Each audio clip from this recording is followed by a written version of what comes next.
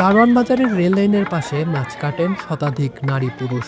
ভোর থেকে দুপুর পর্যন্ত এক একজন ২০ কেজি থেকে ১.৫ মণ মাছ কাটেন।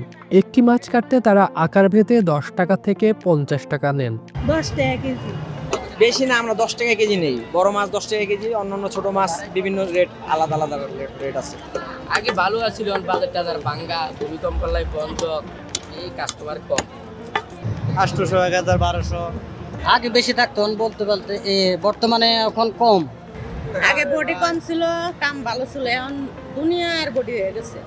মাছ কাটার পর মাছের ফেলে দেওয়া অংশ বিক্রি করা হয়, আর আলাদাভাবে বিক্রি হয় মাছের আঁশ। এডি কেজিতে কিনে নেয় ২০ টাকা কেজি, আবার আইসটা শুকিয়ে বেছে, যারা বেছে এরা ৮০ টাকা ৭০ টাকা কেজি বেছে। এগুলো আমরা জাল দিয়ে তেরোটাই বিক্রি করি। সাবান ব্যাটারি দেয় না, সুটকি জগে দেয়, আরো যে গেরির মানা। মাছের তেল নারকেল গুঁড়ো এটি নিয়ে যায়, কিনে আমগুর থেকে কিনে নিয়ে যায় ৫০ টাকা কেজি। এটি নিয়ে তেল ব্যবহার করে, বাইরে চলে যায়, চায়নাতে নিয়ে যায়, অন্য পার্টিতে কি করে এটা বলতে পারি না, ওরা নিয়ে যায়। মাহিনা রাফাত, চর্চা, ঢাকা।